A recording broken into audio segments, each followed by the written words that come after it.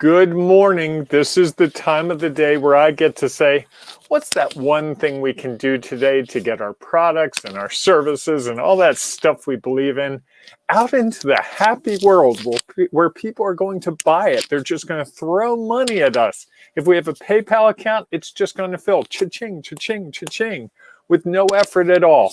And we're the ones who are going to tell you what to do to make that happen. No, wait, that's not right. That's not what we're here to do. That's not us. We don't believe that that's possible. And we also don't believe that that's our role. As renegades, we want to provoke your thoughts and engage your mind so that you, that's right, you, this is on you, not us, can develop the solution to your individual challenge and take a decisive action today to move you towards your goal. We don't know what your goal is, frankly. Tom over there, Tom Brush, I'm Bob Grant. We don't care what your goal is. If you know what your goal is, if you care about your goal, you can get there. And we're going to try to help you figure out one step to take today on today's Antidote. Not bad. Thanks. I thought yesterday was better, but we're getting there. It was better. My friend Frank likes it. So that's, he checked in this idea. That's if Frank likes it, that's one more than usual. So kudos to Frank for liking it. Yes, indeed. Well, and I like it's funny you talked about the PayPal account. That was a nice little twist, as everybody shows, like, here's my 5 times of what I've done and, all that stuff that never really happens. So. Yes, I love the experts that tell you how to do things and they've never done it themselves. Yes. I was talking to someone who was describing his way to get people to be prepared to do speeches. And I was like, oh, wow, so you've spoken a lot. And he said, no, not really, not a whole lot. But I took a class in college. There you go. Well, my retort was, I taught it at a major university for 4 years. And he was like, do you teach it now? I said, sometimes, but not a lot. And he was like, wow, we should talk more. Yeah, there you go. But it's interesting, that point you brought up, I think is a great segue into what we want to talk about today. Go, Tom, go. What's that? Because you were go, Tom, go. You were talking about like seeing these expectations. That people will talk about how much money they've made and 3 times in their account and making 7 figures and all of that type of stuff. And sometimes that's an external obstacle that we look at and start to question who we are and what we are. So all week we've been talking about obstacles, trapdoors, and, yesterday we talked a lot about external ones. And sometimes we can't control those. Well, if you're somebody who's in the business world and you start looking through your feed or you see your friends who are driving really nice cars and seem to have all this money and you're like, well, why isn't that happening to me? That's something that's external that has now become an internal challenge or struggle that you have to try to move through. And I think it's interesting how we take those things that we see, hear, or have become aware of, and how we now start to internalize them and how that traps us and creates more struggle for us to try to move forward. Well, when we were talking about this briefly yesterday, Tom, I wasn't realizing how close to my heart this all got. What you just described is so much the me I live in that I foolishly compare myself to other people. Start with they're really not any smarter than me and they're really not any better than me.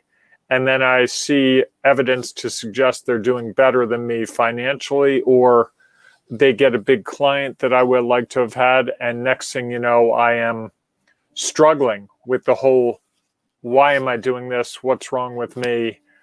This is a foolish effort. And you've seen me go through it. And I think a lot of us go through it. I don't know anyone I've ever met who hasn't gone through it. It's interesting as I go through it more now, because I'm trying to achieve bigger things, I can stop myself when I hear the voice coming up and go, okay, that's the voice. That's the voice of the trapdoor. Don't listen to that voice. I never used to know that voice existed, even though that was the loudest voice in my head. And I think knowing that And also realizing, and this is hard for me to wrap my arms around sometimes, but I was meditating this morning and the meditation was talking about this as well. We're all on our unique path, and no one can tell you what your path is, and no one can derail you from your path. Only you can derail yourself from your path. I was like, whoa. Correct. That's the trapdoor, right? That's what we tend to do. No, you can't control my thoughts. You can put an idea in my head, but I can just as quickly say, yeah, that's Tom. Tom doesn't know me. Tom doesn't know what I'm doing. Tom doesn't understand me. And I can go back to what I'm doing. But so often we validate external thoughts, ideas, perspectives more quickly than the internal ones. And that to me is the real contrast and contradiction that we're struggling with here, is that we like to take external stimuli, make it internal, and then cast it in the worst possible light. Whereas, yeah, no, it's absolutely true. We're getting a ton of comments about this. Is interesting, and I'll share one of them. What's great is that even though I know who it is, I'm not going to say who it is because but it's a great comment. It says one of their big struggles, comparing myself to others, and then realizing it, having guilt of doing it. But on the other hand, you are always doing better off than someone, so it can also be a bit humbling. It's a great quote and a great comment, and I think it's amazing to me the number of really great ideas that are stymied because somebody else didn't agree with it. So you go and you present, I got this great idea and I want to, and you share it with somebody and they give you a little bit of negative thoughts or question what you're doing. And then you go back and like, well, I guess it wasn't a very good idea. And you take that one little external piece and like you said, it derails you. I loved what you said about, especially for a group of renegades who want to head down that uncharted path. Really, the only one who can derail it from us is ourselves. People can make comments, and someone even said earlier, why do we care what other people think? And I think it's very interesting that is the thing that we ourselves are the one limit us. Well, did I lose you for a second? Sorry, Tom. No, you're good. Christy says she has a book recommendation. The book is The Untethered Soul. And she says it's helps quiet the ego, which I never thought about it until I was just reading that. It is our ego that's getting in the way here. I was, because our ego is what protects us and helps us get through the day. And I'm not a psychiatrist or anything close to that, but my understanding is my ego is what allows me to get through the day and be able to move forward, even though something might tell me otherwise, and vice versa. It can get in my way and cause me not to want to move forward. So it's sort of that regulator that says, this is a big worry, deal with it. The winds are shifting and it's going to storm, you better get inside. Or, wow, it's a sunny day, you should go out and get some sun. You could use some sun. And unfortunately, we like to look at rainy days more than sunny days, it seems, as humans. Right. Yeah. Why is the weird thing? Why do we take those external ideas and the negative thought way more important than the positive thought? You get all this negative, all this positive reinforcement, and then one little thing will derail us based on who's saying it, how, what they're saying, and how you value what they're saying and their opinion. Yeah, and I think the thing that we've got to do, and I see a comment from John, what does anyone else have to do with you? Which is really so simple in its concept that who cares what you think of me? Although I will tell you, as someone who's an approval seeker, that's really hard for me to reconcile. And that is something I'm working on every day. I need approval. If you say to me, Bob, that's a great idea in the morning, if I got you to do that at 8:25 every morning, I would have such a better day every day. Honest to God. That's just how I roll. And I'm trying to let that go. I'm trying to focus on internal, validating my own thoughts and ideas and being true to that and doing daily affirmations and meditating and exercising and all those things. But it's a constant struggle for me. And I guess because we're getting these comments, I am not the only one who struggles with this. No, I think it's a human condition, is that it's very hard to be that person who's always like, this is exactly right, and I'm moving forward. Because we've all lived through some struggles. Very few people are like, everything just goes absolutely perfect. There's always little things that get in our way. And so then when other situations like that come up, it's the opportunity to question us, which is why it's always great to be surrounded by other people who think differently. Because like, if I do that for you at 8:20, I might need that from you at 3:45 every day to be like, oh, I didn't get anything done, nothing happened. And then you're allowed to let me correct and move back to where we are. And I think, that's the beauty of it. As we get these external influences that become struggles, how do we break out of it? And sometimes we can't do that alone. And because those struggles can be so strong and likely, like we talked about the other day, they're trapdoors, and we know they're coming, and we sometimes can stop them and sometimes can't. And so we need other people, depending on how deep that trapdoor is, to reach down in and pull us out, get us back going, and move forward. Which takes us back to what we were talking about last week, which was accountability. If you have someone you're being accountable to, you can explain these things. And over time, when you're working with someone on accountability, you start to realize they're trapdoors. It's natural. You're like, wait, I think you brought this up 3 times in the last month. I think you have an issue with this. Oh, I never thought of that. What's an alternative approach that you can take? With Tom and me, there was something that I was doing regularly.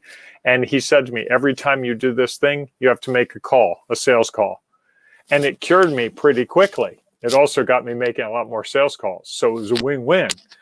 It was the accountability that I had this thing that was driving me crazy, and I just wouldn't let go of it. And Tom's like, it's not helping you. It's not productive. And I think we all have those things, and that's where the accountability comes in. And also the awareness, because I'm not always aware of those things. I can't connect the dots because I'm too busy living it. Right. Well, here's the thing I think about that. Yes, having that accountability partner will intentionally pull you out of it.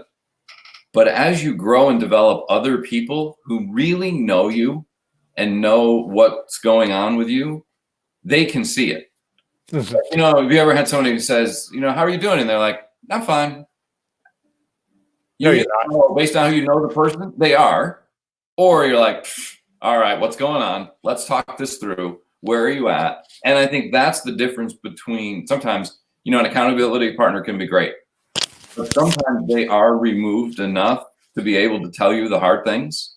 Yes. And so having that other group of people, a community of people who know you so well that they know when something external has knocked you into that trapdoor and you've fallen through. And yet you need that hand to reach out, pull you up, and move you forward, because nobody else is going to see it because they don't know you the way that this person does or this group of people do. And we're going to build that community today at 4 p.m. Eastern time when we have our Unnetworking Network event for our Ring of Renegades members and their friends. We're going to gather together and we're going to do some networking where, believe it or not, we're going to compel you not to talk about your company. You don't have to have an elevator pitch.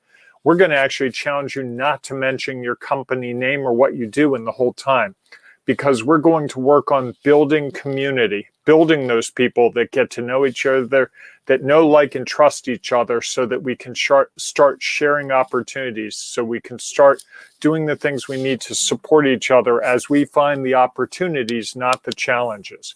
So if you're not part of the Ring of Renegades, you should be joining us now. Join the group. It's a Facebook group. It's free. And once you join that group, you'll have the information. This will be a Zoom meeting today at 4 p.m. It's going to be a lot of fun. We're going to be so unnetworking, you can't believe it. Tom's going to run it for us because I'm going to be running the technology. And Tom is so good at these things, and he has such a strong perspective on how networking should be done, as we heard a couple of days ago in something we did. So with that, Tom, what's the one thing people can do today that will help them overcome this external to internal struggle that we might be having? Yeah, I think it's surround yourself with people who really know you well, so that they can identify when that external point has triggered or knocked you into your internal trapdoor, and that they can reach down and help you out of that. I like it. I'm going to be more shameless. Come to our event at 4 p.m. Eastern today. Come unnetwork with us, because it'll start to build your strength, your courage, your willingness to go forward, because you're going to be surrounded by other people who are all doing the same thing. These are people that are looking for solutions, looking for opportunities. And when you get around those people, it's going to make things easier for you, and it's going to make things more fun. So with that, Tom, it's been another episode. Hey, folks, go out there and have a great day. We will see you at 4 p.m. today. And then tomorrow, because of some scheduling difficulties, we are actually going to do this at 7:15 a.m. That's right, real early. So we will be doing this at 7:15 a.m. If you want to get up at 8:30 and watch it at 8:30, it'll be in the feed in our Facebook group, The Ring of Renegades. So you won't miss it. But if you want to be live, you got to be up early tomorrow. Thanks, everyone. Have a great day, everybody. We'll see you tonight, 4 o'clock.